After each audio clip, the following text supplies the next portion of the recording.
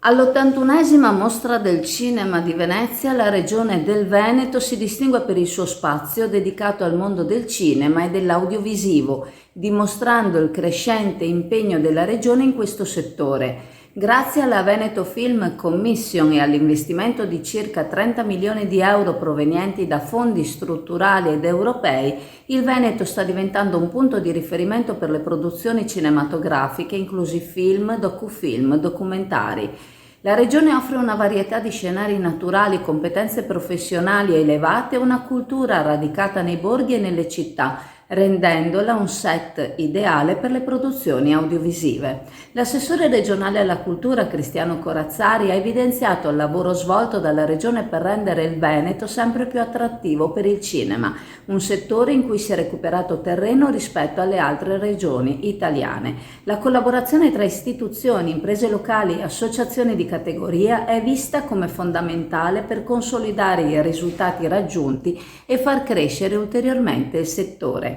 Durante la mostra, lo Spazio del Veneto ospita oltre 70 eventi fino al 7 settembre. Tra questi il docufilm Asolo, una casa per Eleonora, dedicato alla celebre attrice Eleonora Duse e al suo legame con la città di Asolo, che rappresenta un esempio della promozione turistica della regione. L'assessore al turismo Federico Canerra ha sottolineato come Asolo, con la sua storia e bellezza, rappresenti perfettamente Blend of Venice, un progetto regionale per un turismo sostenibile e di qualità. Lo spazio regionale ha inoltre affrontato temi di rilevanza sociale come la violenza sulle donne con il docufilm Figli del femminicidio, presentato dall'associazione Walsall Doll.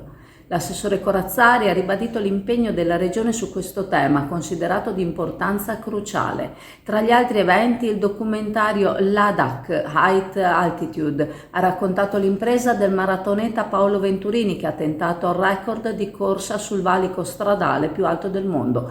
Questo evento ha visto la partecipazione delle autorità locali come il questore e il prefetto di Venezia. Infine, lo spazio ha ospitato iniziative educative e culturali come la presentazione del progetto Corti in Azione, i lavori degli studenti del DAMS di Padova e la nuova collana editoriale Fotogrammi e Storia, a cura della casa editrice Il Poligrafo e dell'Università di Padova, che testimoniano l'impegno del Veneto nella promozione del cinema e della cultura nelle scuole e nella società. Preparati a gustare le specialità tradizionali e le novità esplosive che potrai trovare all'Indiga. Gelato artigianale anche per l'asporto, per gustarlo in compagnia dove vuoi tu.